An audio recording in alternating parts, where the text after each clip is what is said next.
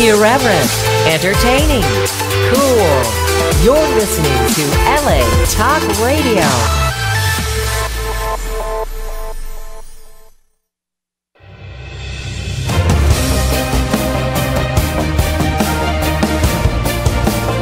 You're listening to Female Filmmakers Fuse with Alexa Polar, only on LA Talk Radio.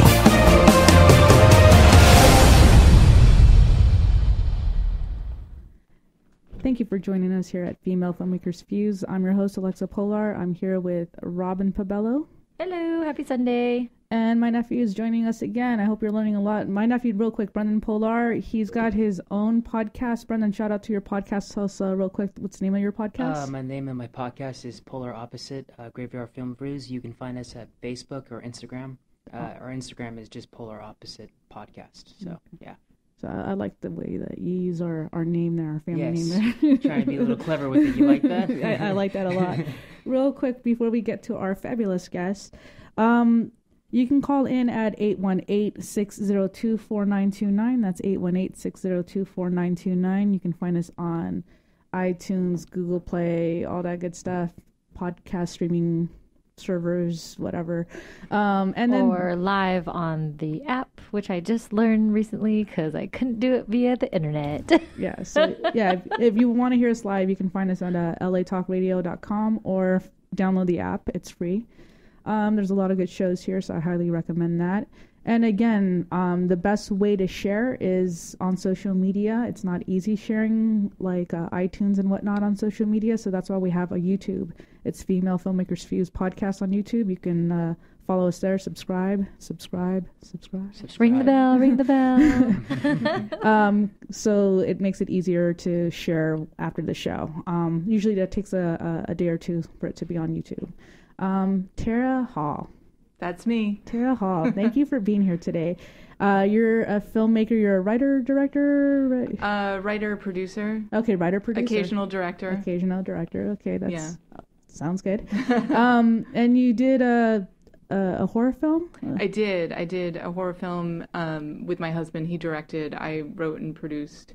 It's called Buzzard Hollow Beef. Okay. It's available on Amazon Prime. Very cool. Congrats. Thanks. That's awesome. That's awesome. So real quick, let's get started with you. Tell us a little bit about yourself, how you got into filmmaking. I know you're not from here. That's true. Where are you from? I'm originally from outside of Philadelphia. Okay. I've moved around a bit. I've switched colleges a few times early in my film school career. But I ended up on the West Coast at Evergreen State College, where I studied film. But I wanted to be a filmmaker since I was about 15. Nice. So, yeah, I think I knew my path, and it just took me a while to get here. That's great. Most people don't even know, and it still takes them a while, regardless of when you know. It's you true. know. Yeah. So that's good. I'm glad that you are here. Me too. Right. What led you to become a writer and / producer?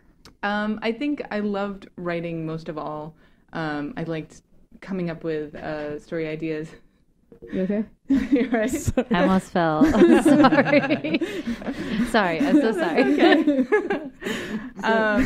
I like writing is my passion. I became a producer out of necessity because when you're on the NDE level, you have to wear a lot of hats. You have to do a lot to get your stuff off the ground. Catering. Yeah. Craft services. I'll do it all. I don't care.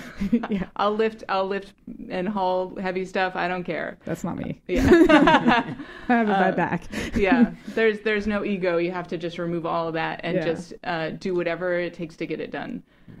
So yeah, producing, it took a lot of getting over my anxieties of, oh my God, what if people say no to me? But yeah, once you get past that and you realize you have this goal to get a film done and you have to put all that away and almost become somebody else, at least if you're me. Right. And just get the job done and just be prepared to hear no 100 times and to hear that one yes. Yeah. That's true. Alexa said that to me a long time ago. I don't remember, but I'll believe you. Yeah, take the credit. Yeah, sure. Yeah. Real quick before I forget, because my mom listens all the time. My mom's birthday's tomorrow. Shout out to my mom. Happy birthday to my mom tomorrow. And your brother's birthday's today. I was gonna say that. Thank you, Robin, for chiming in and not letting me finish. My younger brother Rudy, his birthday's today. He's probably not listening unless my mom's sitting right next to him. Happy birthday, Rudy. So happy birthday to my mom and Rudy. Oh, and my husband. He's not really my husband. Oh, Jacob. Jacob. My nephew, my other nephew. I took care of him when he was a baby, and so like he put a ring on it. Yeah. Yeah. It's a whole funny story. Lock it down. And he did. Okay, now back to you. Happy birthday. What's your mom's name? Carmen. Happy birthday, Carmen, and happy birthday, Rudy. Aw. And Jacob. And No. Jacob. Happy birthday. And anybody else that's birthdays are today or tomorrow. Sorry. So I just remembered because like, oh my gosh, my mom. Because she's listening, like, she listens all the time. I love it. Okay, so that's great. This movie that's on Amazon, is this your first feature or? Yes. Oh, It's great. my first feature. I'm actually really proud of it because it was an incredible struggle to get it done and get it off the ground.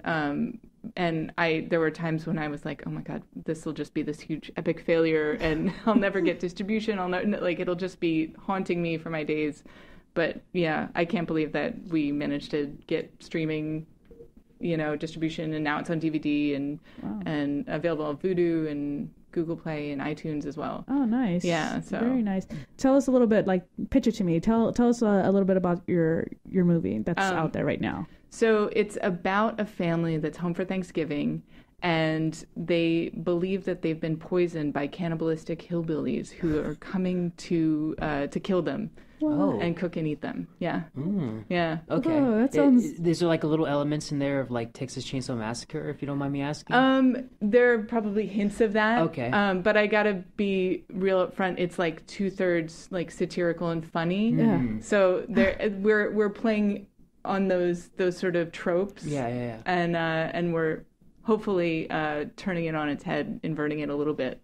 That's So, awesome. Yeah. That's Nice. really cool. Now, when you came up with this, first of all, what inspired you to come up with this story? Okay, so I have to give my husband credit because he pitched this idea to me, and he pitched it so many times, and I kept turning him down, and I was like, it sounds great, but I can't connect to it. And then the more we talked about it, the more we decided that the main character had to be a new mom, and her dealing with these anxieties that she had as a new mother, and going through a divorce and having this baby to take care of, and feeling like protecting this baby was like the only thing that she's focused on. And he brought up this moment that when we were in North Carolina, we had our newborn daughter, and we're wearing her, and we're walking around, and people are commenting about how cute she is, because that's what you do. And this woman came up to us and said, "Oh, you have such a beautiful baby. Don't let anybody touch her." And it was the creepiest moment. That's really creepy. Yeah, it resonated. Yeah. You're like, okay. So That's from there, we were like, why? What's going to happen if people touch her around here? Yeah. Are they cannibals? What's going on? What's happening? What do you know that we don't? So we took that, and it was a fun idea to run with. That's great. Yeah. That's funny. That's funny. I've heard people like share similar things like that, instances where they get the oddest feedback, and it's not even from someone they know. It's usually just someone coming up to them. And, Random. Yeah. Like my cousin Melanie, she's pregnant with twin boys, and she's like about to pop. Oh, I'm so And sorry. so no, she's super. She looks sure so she's- fantastic. yeah. She just is all belly. It's so funny. I'm like, oh my God. Oh wait, you're pregnant. So, no, she was just like, yeah, I got a stroller that's facing mommy. She's like, it's so cute, so they can just look at mommy, and people can't touch them. So It's There you go. Yeah, it's true. When you're pregnant, people just won't, like, they don't ask, they just go for it. And then when you have your kid, they just touch them. Like, they feel completely entitled to touch your babies. I feel it's the same with the belly, right? When you're pregnant. That's what I heard. Creepy. I can't. Yeah. I'm the person that doesn't. Because we have a co-producer who's pregnant right now. Yeah. and I don't have the urge to touch her belly. Sure. And I feel for her because I feel like some people will just go right there, hand on the belly, you know. I asked her the other day, last time she was here last week, and I said, does it kick yet? You know, I'll ask her questions every now, but I'm not even if she offers, which she didn't, you know, like, here, you can touch it. It's kicking right now. Like, and she said throughout the podcast it was kicking. I was like, I was telling me to shut up.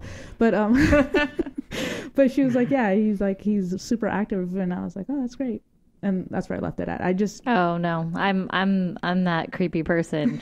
Not to strangers, but to like my cousin. Sure. I was like, hello, Melanie, and then I was like, hello, little babies, mwah, mwah. And then I was like, she gonna is. hug I didn't you. want to say, but she is that creepy person. I do not touch strange people bellies. I will ask them. I was like, oh, are you pregnant? Oh, you're just bloated. I'm sorry. I'm just kidding. Yeah. But no, because like same. I wouldn't want to touch a baby's face or baby's hands. You're just like, oh my God, you're so cute. If it's somebody I know, then I'm just like, oh, they're just like, they're my child too. I'm big on my personal space, you know. I'm that person. Totally you know? respect that. And so so I get it, and like I love my dad, and when I go to like supermarket, you know, with him or whatever, and we're hanging out, he's that person that just loves, like, he doesn't touch the babies or anything, but he'll like, hey, like he does all these crazy He's things. really sweet. Your dad and I are cut of the same cloth. Yeah, I look at him, I was like, Dad, stop. You know, Why? because some people are so weird, and I He's love not my dad. touching them. I He's just know. being very loving. But I'm just saying, there's some Babies need people, love. especially with like how it is with society, and they're like, why is that man looking at that baby? You know, it's like, And I know my dad doesn't have any bad intentions towards it at all. But some people might think he might. Some people do, and I do more to protect him, so I get super closed off. This is a sad subject. This is a sad subject that someone can't find joy in someone's child. It's not that you're doing anything to them. You're just merely saying hello. That's what it's become. And that's sad to me. See, I don't come from that perspective where I'm worried about like, why does that man want to, you know, ogle my baby? I'm like, can you please just not cough all over my baby? Yes. Like, yeah, that's different. For sure. I agree 100% because I'm like, don't touch their hands, don't touch their faces. I'm that person that does the swerve when I see someone cough or sneeze, not covering their face. Yeah. And I'm like, I see the radius. I go around that. You know? Have we come to the point where, like, at a decent, you know, human decency, we like cover our mouths? Right. Like, No, some people still don't do that. No. No, I've seen that. And I'm like, oh. In restaurants, it grosses me out. I literally walk out. I'm like, all right, we're done. Or gyms are the worst as well. That's why I don't go to gyms. Oh, yeah. Oh, I don't want to think about that. Yeah. Well, you won't find me in a gym. Yeah. I try not to think about it. Also, I have kids, so I'm exposed to so many germs. So at this point, I kind of have to get over it. Yeah. I'm that person that I don't have kids, and I'm that one that goes, oh. You know, when I see the snot coming out of their nose, and I'm like, no. My nephews and nieces, I turn around as a kid. No. That still gets me. That still gets me. I gotta be. You make the sound. I just actually throw up. It's kind of sad. My niece, who's gonna be 4, she was like sick last year, and my brother was like, "Can you just watch her really quick? I just need to change real quick." And I was like, "Sure." And so he like steps out, and she's like, and she threw up on herself, and I was like, and I threw up next to her, and I was like, "That's great." Yeah. And he's like, "Wait, what just happened?" I was like, "Yeah, I threw up." Sorry.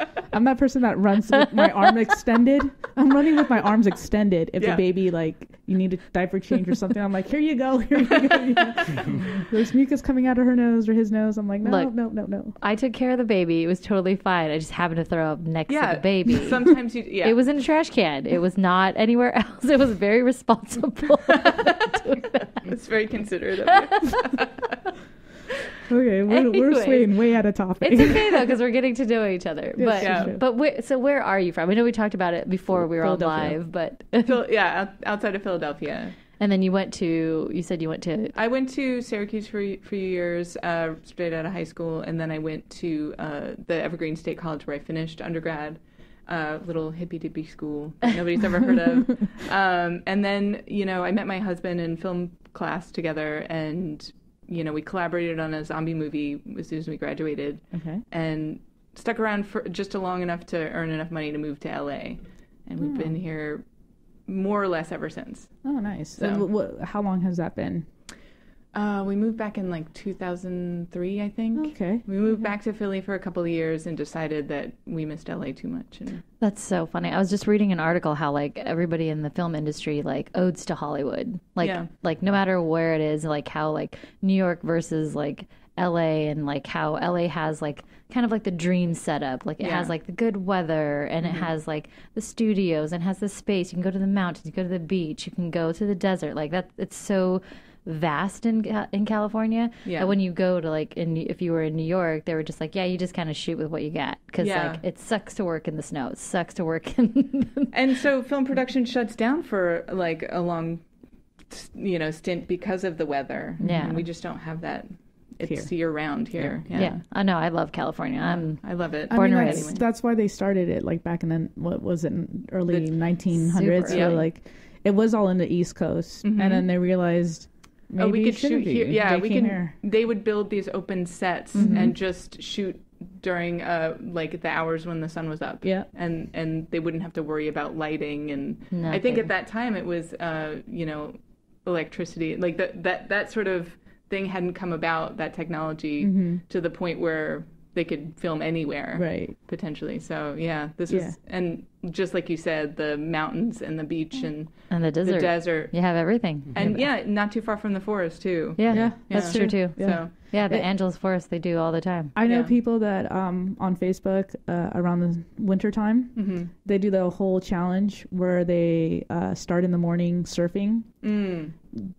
Done, jump in their car, go to the mountains 2 hours away depending on what mountain they go to. Right. But because they're trying to snowboard or ski the same day, just to prove like here in California, you can surf and snow, and ski or whatever. You can do it, but it's freezing cold. Yeah. Like, let's just be real. It looks beautiful, but it's freezing cold. You need like a winter wetsuit to go surfing in the morning. Absolutely. Yeah. But it's kind of funny because they do it every year. Like they post it like, we're going to do the challenge. And so they start early morning surfing and then they go, I didn't realize that was a challenge. I just thought that was like a thing. I didn't know that was a challenge either. Well, I don't know. I didn't think it was a challenge. I just thought it was like something we did because like I've done that.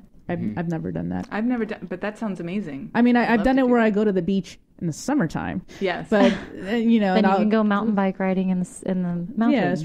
Yeah, true. But it's just like when they're trying to show like you could do both worlds. Like you can go to the beach and to the snow. Yeah. And I don't know why you would want to, but they do it every year around wintertime when there's a good amount of snow. Maybe because there's not like a lot of places that you can actually No, do that. I know. But it's just interesting that that's what they do just to say California, you have it all. And it's like, okay. Yeah. Good for California. Yeah. I mean, now California rules. They I'm do. glad They I'm just here. need to. They just need to do something about the tax incentives. Yes. For filming. Yes, absolutely. Especially independent filmmaking. Oh, yeah. I think they're getting better, and I hear that the permitting in LA is getting a little less expensive for independent film. It's still difficult, we're still trying to work around that system that's not designed for us. It's designed for multi-million-dollar productions. Correct. yeah. And there's exactly. some counties or cities that have their own tax incentives on their own. I suggest people look into that. I forget which ones exactly. I think Santa Clarita is one of them. Even Glendale is I think, trying one of to them. promote. I think San Diego's another one. I believe San Diego's one.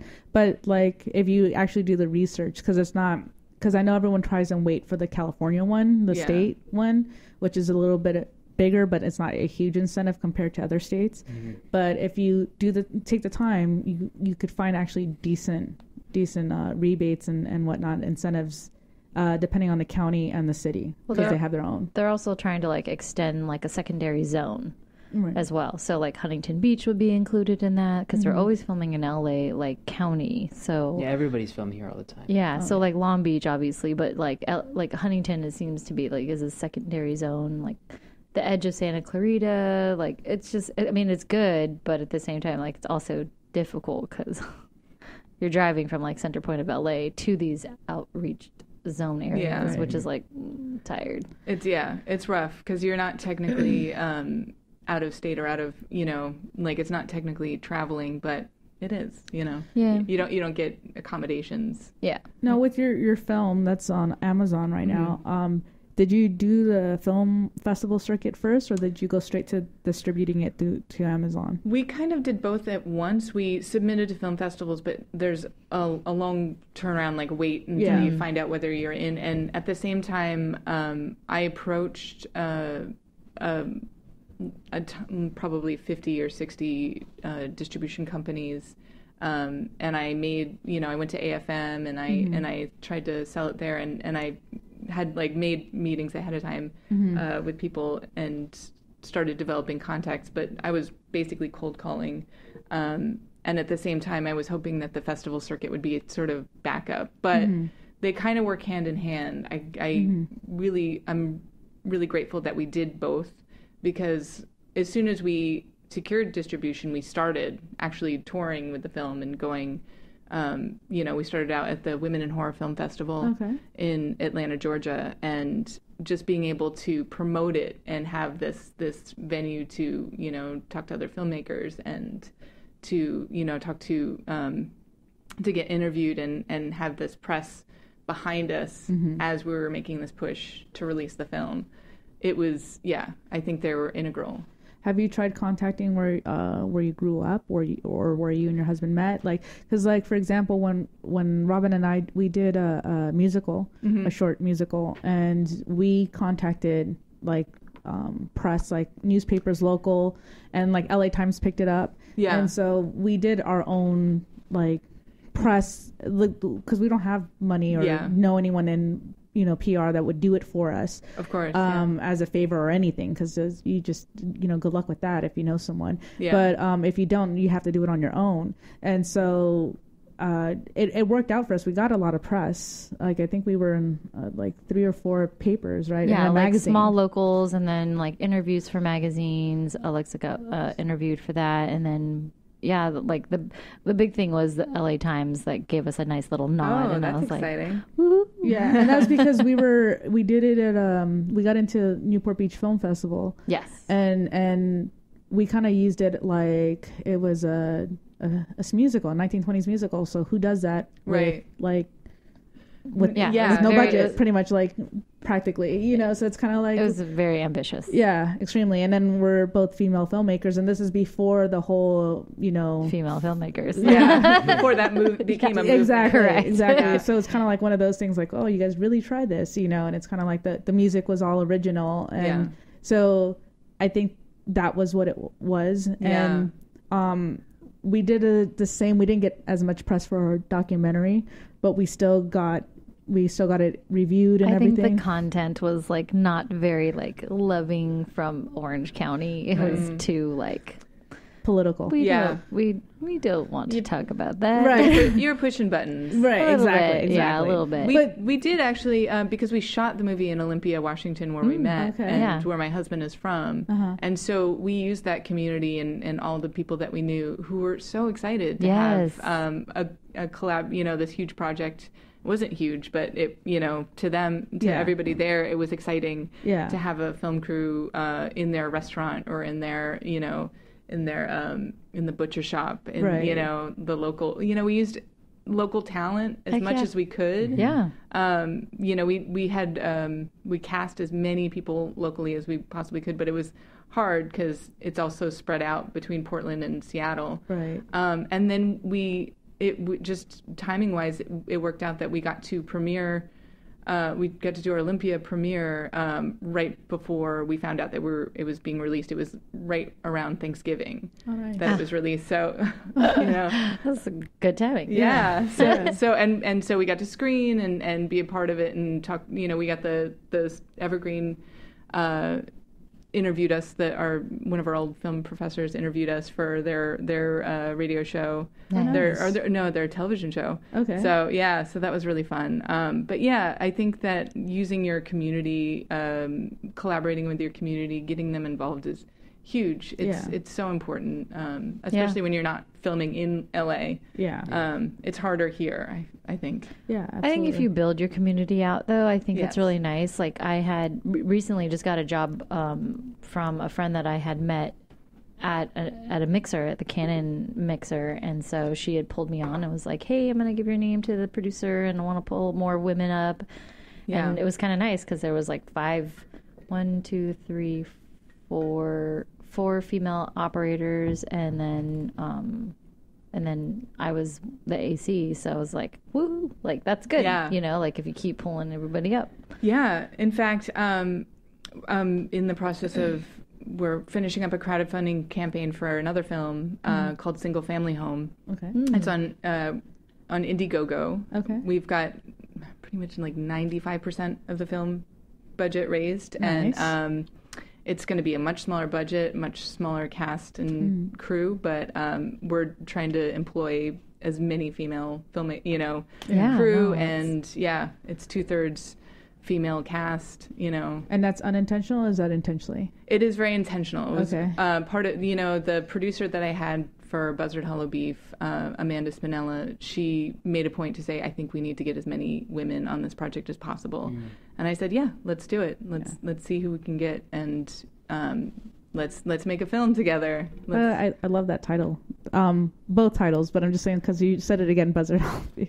It's such a great title. Did you come up with that title, or was that your husband? My husband did. Your husband. Because and that kind of it kind of sort of folded into, okay, yeah, I can see it now. I can see it, and it definitely was a great title, great pitch. It was just finding that personal connection for me. And then you did. Yeah, and I did. By a stranger. Exactly. So with this other project that you're working on now, you guys are in pre-production. Is this something that you wrote as well? Yes, I did write this. Okay. And your idea, or was this collaborative with your husband, or? It was actually a woman that I met at the sort of indirectly at the Women in Horror Film Festival. She had a short film called Scratch. Her name is Beldelia, and she had pitched me a bunch of ideas that she wanted to develop. And this particular project, I could see it, and I could see how we could make it fairly simply. And I could see the characters and the motivations behind them, and the sort of layering these characters in a way that was interesting to me. So once we actually sort of beated out the story, it took about 2 weeks for me to write the first draft, which is incredibly fast for me. But then we've been developing it, and every time I pass it off to somebody, I think they're going to say no, they're not going to be interested. But people have been very excited, and we've got an actress cast for one of the leads, Emma Bell, and we're really excited to have her on board. She was in The Walking Dead, the first season. How do I know her? I've worked with her before. Have you? Yes. We did a table read, and she's incredibly Fantastic. smart and insightful, and she had so many great questions and feedback for me, which I'm taking to heart and really trying to push this and make it a Very nice. Yeah. That's good. Who's directing? So my husband is directing along with Belle at the moment. It was originally supposed to be co-directing with me, but I actually don't want to direct. It sounds so strange. Everybody wants to be the director, but No, I understand. Yeah. No, I don't. I do not. It's a lot of pressure. I love the writing. I love being able to work that until we shoot it. Yeah. And I actually started to love producing, and getting people together and feeling, getting in. That's the one thing I dislike is the Really? producing. It gives me anxiety. I cannot. I I like give props to anyone because there's people that are good at it and Yeah. natural. I'm not one. I think I like problem solving. Okay. So when I look at it like that, it's actually pretty fun. I think I like making problems. So So you're probably a wonderful director. That's a good one. Yeah, I'm the same. My organization skills and trying to just figure out plan A, B, C is something I've always been good at. And then trying to like crunch the numbers, like that I do. I don't mind that, but I don't want to produce. But I have been kind of put in that category. But then I'm just like, I just want a DP. That's it. I don't want to think about it. I'm just gonna hand the rest of that off. So. Yeah. Yeah, because when an independent filmmaker, like you said in the beginning, you wear lots of hats. And sometimes you don't even want to. Yeah. And it's just one of those things, like it's a learning process, and at the same time, it's great because you get respect. You give respect to people that are actually in that job title, so it's kind of like props to this, props to that, because you had to do it. Yeah. And then it helps, like, depending on what you do, like if you were a director, it helps with you communicating and understanding that person because you had to do that when you were doing your projects on your own. So that's kind of like the giveaway with doing it that way. But at the same time, it is extremely, extremely stressful. Yes.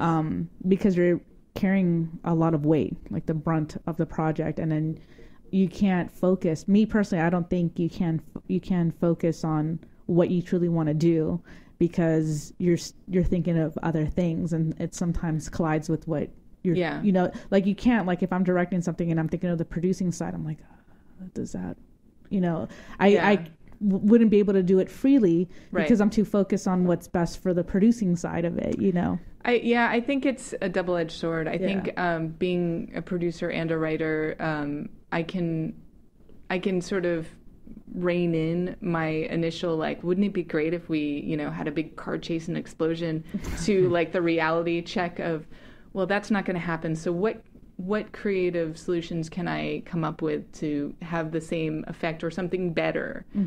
So it pushes me to figure out really cheap solutions to, you know, wanting the cinematic, you know, vastness that we get with big budget films. Right. How can we get across the same emotions, but with a lot less money? Right.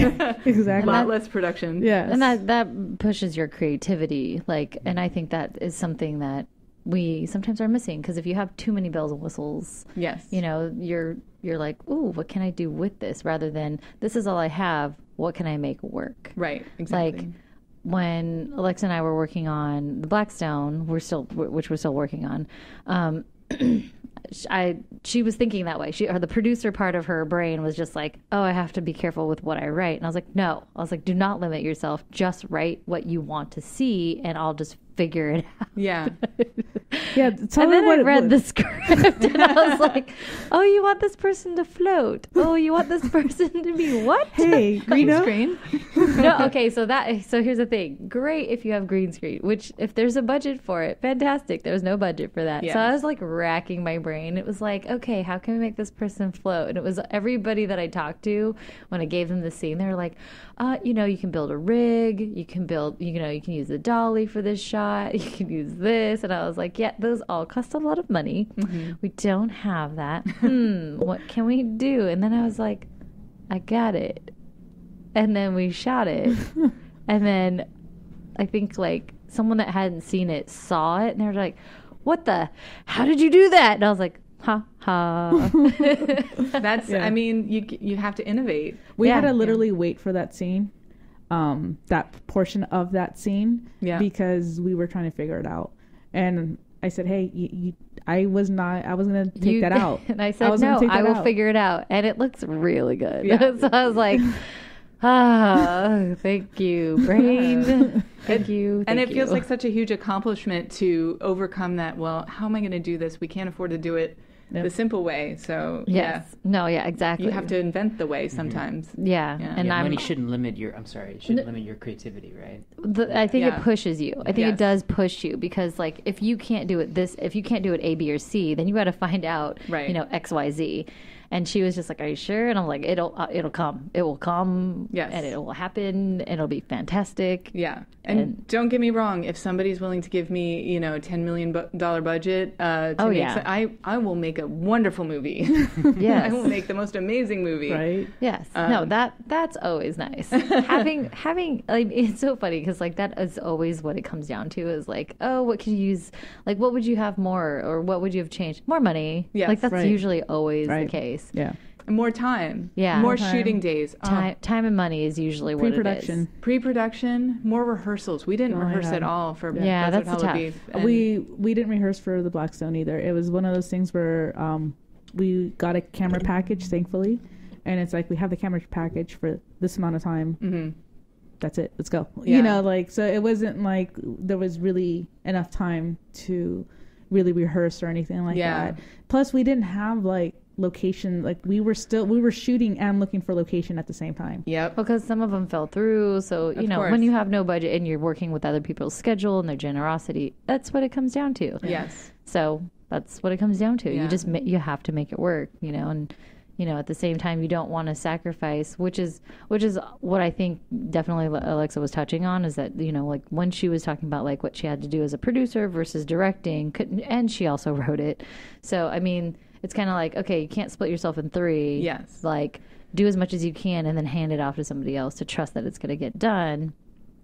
That way you're not having two jobs that are, instead of one of them being really great, you're splitting yourself in two, then it becomes mediocre, which is not what anybody wants. Yes, exactly. So yeah, the benefit of being the writer and the producer is there's a writing stage, and then It's done. yeah, it's, I mean, you For the most part. there is still rewrites. Yeah. Even on up set. to the date, like on set. Yes. Yeah. But that was fairly minimal. I feel like we had a pretty tight script coming into it, and then my husband Josh is incredible working on his feet. He's had a decade of reality TV experience. Okay. So being in the field and being able to work with whatever's available in the moment without being able to rehearse, he just figured it out and got really creative and, said, okay, this Thanksgiving dinner scene, I'm going to do this all in one shot. Watch me figure this out. and he did, and it looks amazing. And That's it really and it actually worked so well with what was happening in the scene. Yeah. The way he shot it. And then the actors that we had some really great, a lot of them had never acted before, And you can't tell. You can't tell at all. That's great. The ones that you couldn't never distinguish between the people that had years of experience and the people that had never done it before. Mm-hmm. We used a lot of improv actors and stand-up comedians. For some reason, that's how it ended up shaking out. And but they were all just amazing and really brought, without having that preparation, they could just bring it and bring that emotion and bring that, whatever was needed for each scene. They were just amazing. I was so impressed. It's so great. Yeah, and that's what's needed too. And it's so amazing. Like you said, I find it helps out tremendously when you have that, when you have people that are connecting. Yes. And you're like, oh, I'm so glad this person's here. Crew, cast, whoever it is, it's like just helps out immensely.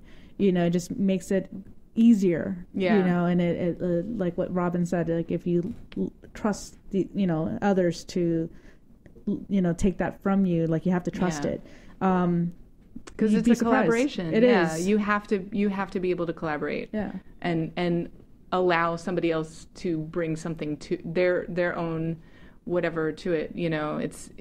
It can't just be, it's not just one person's vision. It's everybody has to bring their own piece of it. Yeah, because that's why I once described a separate project to a producing company.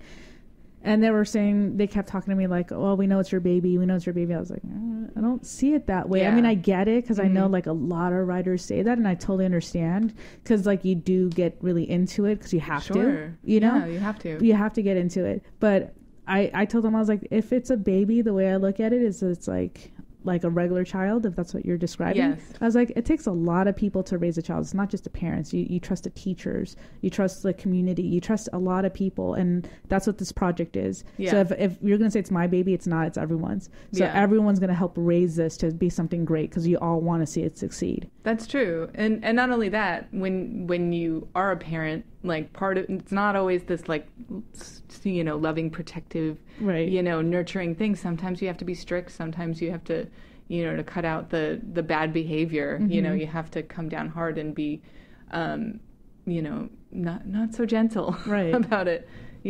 Exactly. Obviously not physically, but you have to be able to, look objectively at.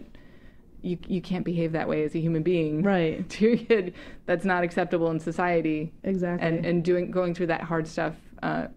Hopefully, you all come out better for it. Right. Exactly. The same with scripts. I feel like you have to look at it really strictly. Like, this isn't working. We got to do better. Yeah.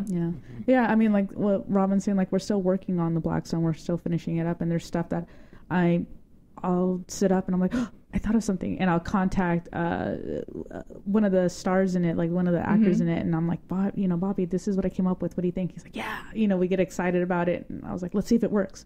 So it's like one of those things where, as we're filming, it's progressing, and I think it's getting better. And I think some of the changes that he and I were discussing will make it stronger. Yeah. You know, and it's like one of those things like, okay, let's do this, you know. And then in doing that, it's just another project that I'm working on with everything that's coming up with the, you know, voting and confirming and so because of that, I've been going back to it and doing some changes, rewrites and whatnot, and hopefully it makes it even more stronger because it's very much with the times. Yeah. And so that's why I'm just like, I got to go back in there and make some changes, you know. That sounds interesting. Is this a feature? It's going to be a feature, yeah. And what stage are you in? It's in pre-pro right now. Cool.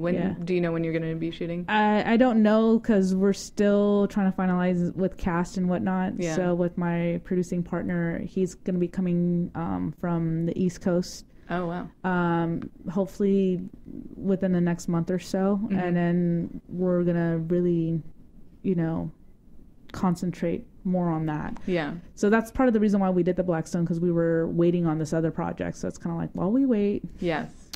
Yeah, and while we're sitting here waiting, let's do this. You know? Well, no, and the project that I thought that was going to be my next one was this female serial killer thriller that I was so excited about, and I got other people excited about, but it's just a much bigger budget.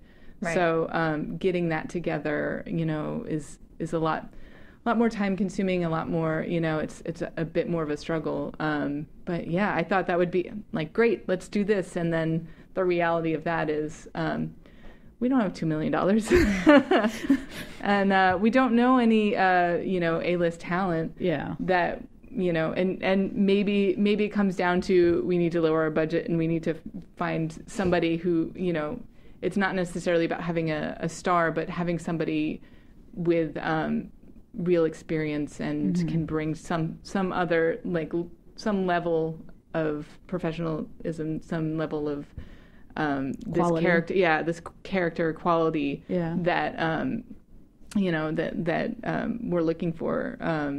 We're putting a lot on the performance. I'll just put it that way. Yeah, performance heavy. Yeah. So no, that makes sense. Yeah, that makes sense. And sometimes you never know, like you might find the right person unknowingly. Yes. Yeah, exactly. So. There's a lot of new talent out there too, so you'd be surprised. There is. Yeah. It's interesting because I wanted to write a character that was, you know, in her 40s and, like, you know, in that age range, and I know so many young talented people, so it's so frustrating to be like, I wish I could cast you, but you're not right, you know. We gotta wait a couple more years. Yeah. I wait about 20 years. 20 years. Yeah. That's great though that so that the character that you wrote for that is in her 40s? Yeah. That's awesome though. Yeah. Because I mean, like, a lot of the stuff that you see now or that people are writing, because I've dealt with actresses where, like, are you sure? Because, you know, I'm not young. And I'm like, yeah, I get what you're saying, but sometimes you don't want young. Yeah. You want this. Like, I get, like... There's so much of that out there already. I want to see something slightly different, you know? It's like the book club that just was released, like, a couple months back. Yeah. Those are all, like, older ladies, but, like, everyone can relate to it. Right. I haven't seen it. They're also heavyweights, you know. They're also, I feel like... Definitely heavyweights. Yeah. Extreme. I want to see them in more things. I want to see them in more interesting, you know, flawed characters. I want to see, you know what I mean? I want to see the nuance that older male actors get to play and perform. Yeah. So. Well, ladies, get to writing. I'm working on it. Okay, just saying, I'm talking to two writers that are in the room. I'm working. Yeah, same. So, I'm available. Call me. There you go. That's good. So, when do you think principal photography is going to start with the one that you're working on now, the one that's on the crowdfund? So it just depends on casting the other lead role. And, you know, and a few other factors that are in play. But we might be a little ambitious, but we are hoping to film 3 weeks in December. Okay. And if not, we just push to January. Okay. So, yeah.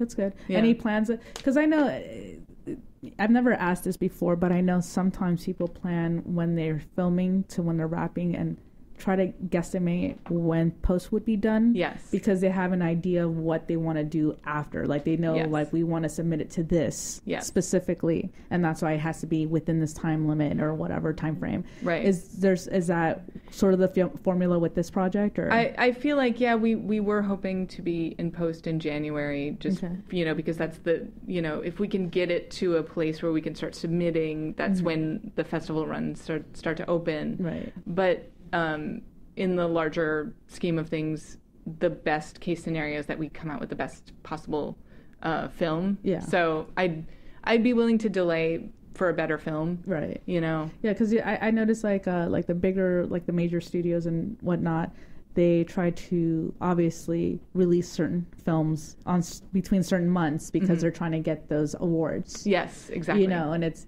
that's all it is. Like they know, like, oh, this is going to be an award one. Yes. So we're really going to release it between this time frame because that's when it qualifies. Right. And that's when they're really looking. Yeah. So it's like one of those things where it's not the same for independent filmmakers because the chances of you getting into that award. Right.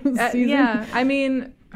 No, I'm not You're like, hello. I'm not going to hold my breath that this is 2019 is the year I get an Oscar, but you never know. You never know. You never know.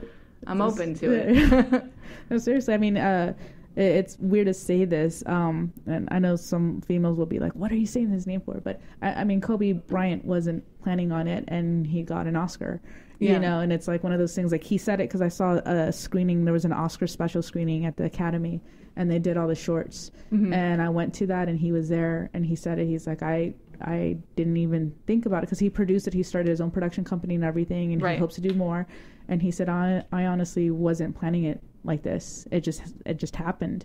Yeah. So of course he's got a name, but still you're not thinking Kobe Bryant, filmmaker, and then Oscar award winning filmmaker. Yeah. You're just thinking LA Lakers and other stuff. But so it's kind of like, it's just interesting. You never know. And you never know, and you can't really judge by the where you actually are in your career, in your life. I was literally just listening to this interview with John Hamm on NPR, and they were saying he was still waiting tables as he was cast as Don Draper in Mad Men. Okay. And so, like, he was, just that thing of, like, he was still in that transition of becoming the star that he is, that we all know and recognize. Yeah, that's true. But, so we don't know, like, what our turning point is going to be. That's true. I love those stories. Me too. And most of them are, like, in their 40s. Yes. They all started with Tina Fey, Oprah. Like, I'm talking about, like, the big names, and they all waited and struggled and were doing other things, waiting to get to that point. Yep. So it's kind of like they were in their 40s, and they're like, and that's when I made it. And I'm like, really? Well, here's the thing, okay? There's a lot of people that have a lot of hopes and dreams in this industry, and what's difficult about it is being able to stick through all the no's and the disappointments, because it is difficult. But you know what? If you're not trying, then you're not trying. If you're trying and failing, at least you're doing something to go towards the goal that you want to attain. Yes. I feel like anyone that actually stops and quits then you're never going to know where you could have been. And then there's that regret and like just, like I have a couple of people that I know that are kind of like on that thread, and they're just like, no, we're just going to move back home. And I was like, but why? Like, you've been here for so long. Right. You've made your contacts. You just need to get into the right flow of things. You just need to like keep pushing through it. Yeah. I understand, but at the same time, it's kind of like you've already invested so much time. Like, see it through. Yes, exactly. But I feel really fortunate to be a writer and have that be my main passion, because no matter what happens, I will always enjoy the process of writing. Whether it's getting made or not is another thing, and that's ultimately my goal. Yeah. But being able to be in love with the process and doing and all that work that goes into it, that's the only thing that sustains me at the end of the day. That's a huge part. Yeah. Because if you don't love the process, then you're in it for the wrong reasons. Exactly. Exactly. Because you have to love the process as a writer. Yes. As a writer. Definitely. I think that's applicable across all the fields, though. It is. Like, I very much enjoy lighting, and I love camera, and there's so much that I still need to know and learn and, like, make mistakes, and, like... It's a little bit harder, though, for a writer, because writers aren't always getting hired. Yes. Getting the made work is hard. Yeah. And I think I really empathize with actors and performers. I started very late in life getting into improv and performing, and I have a sketch group. And I just for fun and for, like just I met these great like-minded people, and I get to perform without, it's like very low stakes. There's no audition. There's no, there's no critique on that level. I just have to be funny in the moment, and that's it. Yeah. But I would love to be an actor, but I could never go through that, and I could never go through the waiting of being given the role. Right. And I could never survive the audition process. So my heart goes out to, really passionate actors that are just waiting around to do their art. Because I don't have to wait to do it. Yeah, no, that's true. Writing, right. you don't have to wait. You don't have to wait. It's just selling is when you're waiting. Selling it or trying to get it done is exactly. But you can always be writing while you're waiting. This is true. So, yeah. So, real quick, where can people find you? Is it already that time? It's getting to that time. Man. No. Time goes by when you're having fun, right? Yeah, Dang. this is true. So, let's break it down to you. Where can people find you? And then we'll break it down to the film on Amazon and then your crowdfunding. Okay, so I have a website, manwomanfilm.com. Nice. You can find all the info about me and all the projects I'm working on. Great. The Indiegogo. Oh, what was next? The Amazon Prime. If you have Amazon Prime, you can watch Buzzard Hollow Beef. Awesome. It's also available on Vudu, iTunes, Google Play, and you can order, if you're so inclined, you can order a DVD on Amazon as well. Cool. Yeah. Very cool. And then the Indiegogo, single family home. If you just Google single family home Indiegogo, you'll find it. Yeah. Great, single family home. And let's get you there because you're like at over 90%. Over 95%, I think. Nice. 94, 95. Yeah. Very good. Yeah. Not an easy feat, but that's awesome. No, yeah. That's amazing. Great. It's exhausting. No, I bet. I bet. So, everyone, real quick, don't forget, follow us on YouTube, subscribe. Because it makes it easier. Like if you'll find this on YouTube in the next couple of days, and you can share it on your social media if you want to share this interview. Yeah. So it makes it a lot easier. And then Female Filmmakers Fuse, their second annual festival. Thank you. Is coming up. It's November 1st and 2nd at Pasadena, same place it was last year. We're going to be having a really great panel on the 1st. I highly recommend it. When that comes up and announcements as to who's going to be there, we'll make it known. And I think it's going to be a great festival to be a part of if you're able to go. Yeah, I would love to have you, you come by and just check it out. Yeah, and then you can just... Tara, I want you to come back so we can discuss your project when you're done and wrapped and whatnot. Absolutely. I would love to. This has been so much fun. Let's catch up on that. So Tara, thank you. Robin, Brendan, as always, thank you for joining me. Yeah, Tara, everyone find her, watch the movie. Please do. No, I love it. The title, Buzzard Hollow Beef. Buzzard Hollow Beef. Yeah. There you go. Everyone have a great week. Yeah, there you go. Thank you so much for having me. Thank you. Where is it? There we go.